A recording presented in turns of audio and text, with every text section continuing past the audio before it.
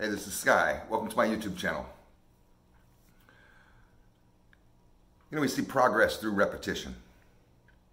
That's how we get better. That's how you heal.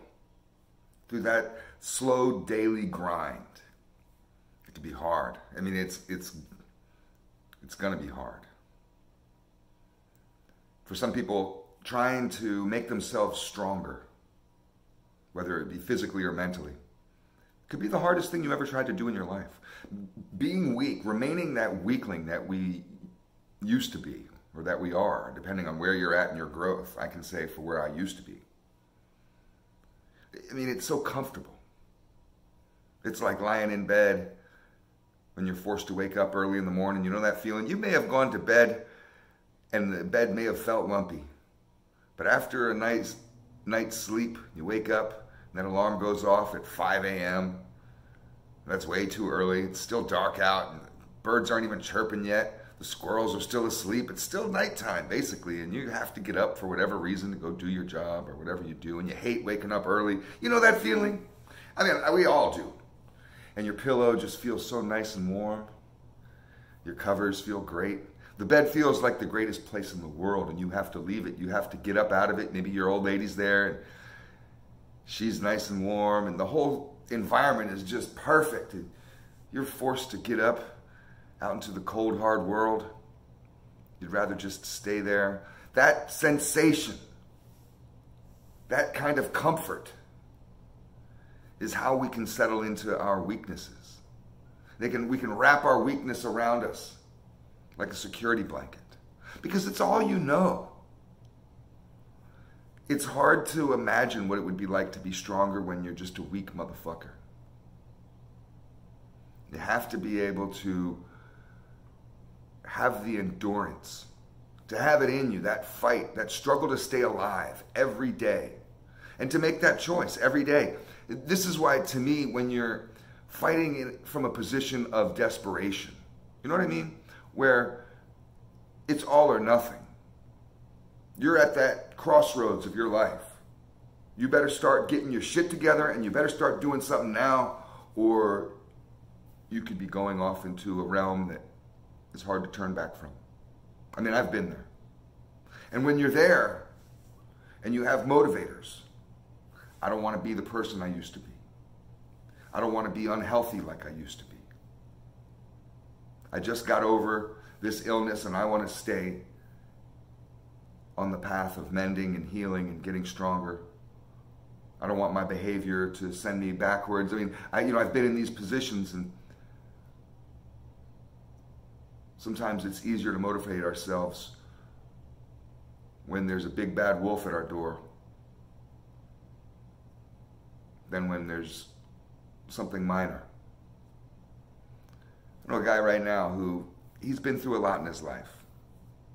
And I kind of feel bad for him, although I was coming down on him in a little bit of a friendly way. I believe friends need to do that with each other, and not angrily, not blaming. To be able to express your concern for somebody else's behavior or their choices, and to be able to keep our friends in line.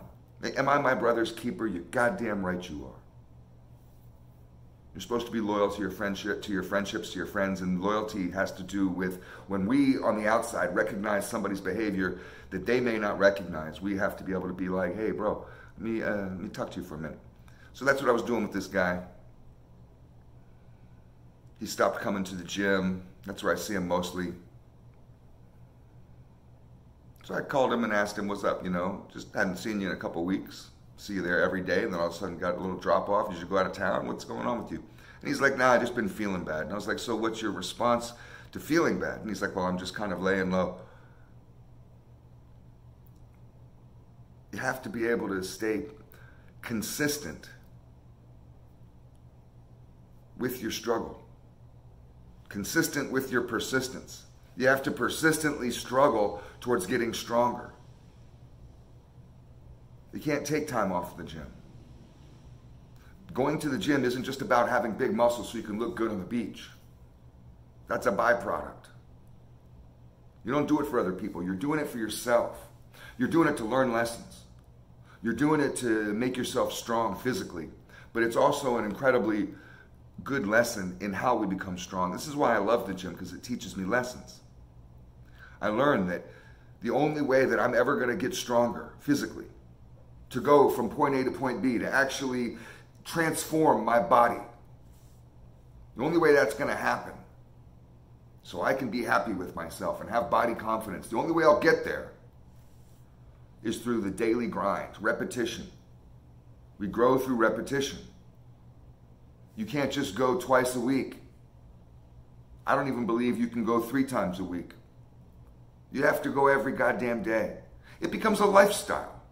Changing yourself becomes a lifestyle and not a hobby. Not something that you just do at little spurts. Imagine riding a bicycle with no brakes up a hill. Do you stop? You don't stop. You keep going. Keep going to the top of the hill. If you stop, you start sliding backwards, start rolling backwards. So, I was trying to kind of explain some of this stuff to my friend, that when you feel lost, when you feel down, when you're in that roller coaster ride of life and you're on a low, and you don't know how low that hill is going, that valley is going, you don't know where the depths of it is. Sometimes we can feel really low. Those times are the most important times to stay disciplined on your daily program, to stay with the mind, body, and soul program that I'm always talking about, to stay going to the gym, to stay on your diet. Your diet is one of the most important things. People have this natural tendency to binge eat. They get depressed. My buddy was talking about this, how he got depressed the other night. The guy from the gym I'm talking about, the same dude, and he's in pretty good shape, and he's talking about how he got depressed the other night and ate shitloads of chocolate. Woke up the next morning, fucking chocolate all over the goddamn room, candy bars and shit. And I can only imagine what kind of weird binge he went on, because I don't do that kind of shit.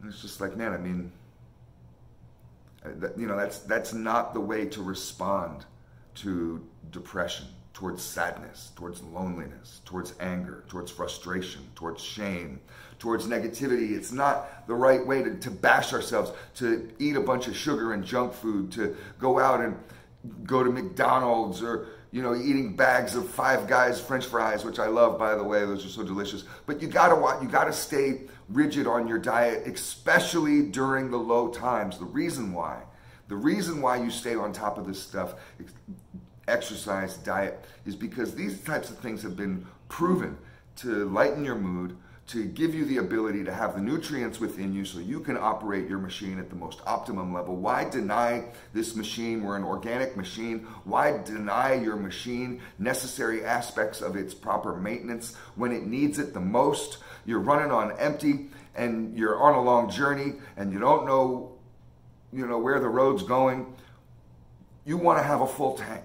You want to be able to have air in your tires, that kind of thing. Treat your body as a temple, treat your mind as a temple, and stay on top of your program no matter what. It's easy when we're feeling good. I'd rather sit around all night listening to sad music, reminiscing on his old lady that dumped him. Read a book. Try to watch some videos on YouTube about personal development so you can get over that need for external validation. You can enjoy your alone time more, value your alone time. I mean, we spend so much time surrounded by other people in this rat race of Babylon.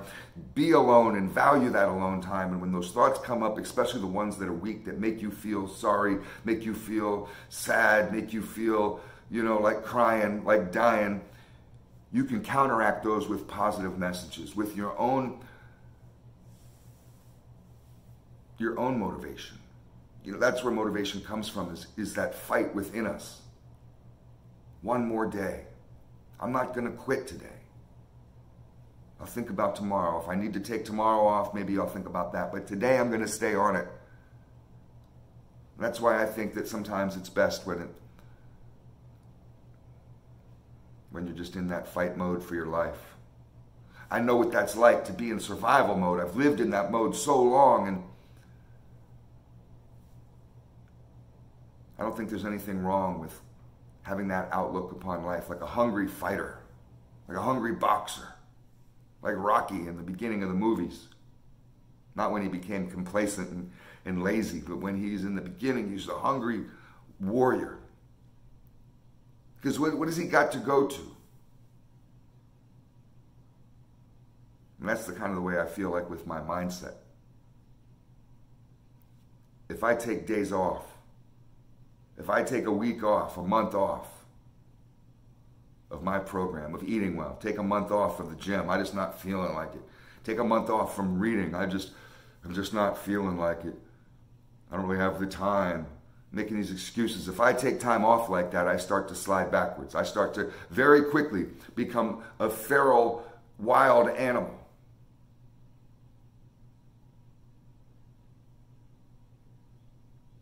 So stay disciplined. Stay on yourself. You got to keep up the fight. I just know for myself that I've seen fools drop off. I've seen so many people that have this interest in getting better and trying to heal themselves, and they have this spark, and who knows where that comes from. Deep down inside you, the real you screams out and says, hey, stop fucking up. You gotta fucking do better in life. Maybe it's God, who the fuck knows what it is. But I've seen so many people with that in them, and they just kind of fall to the wayside. Not everybody is gonna make it. I just wish that a little bit more people wouldn't give up so quick. Thanks for watching.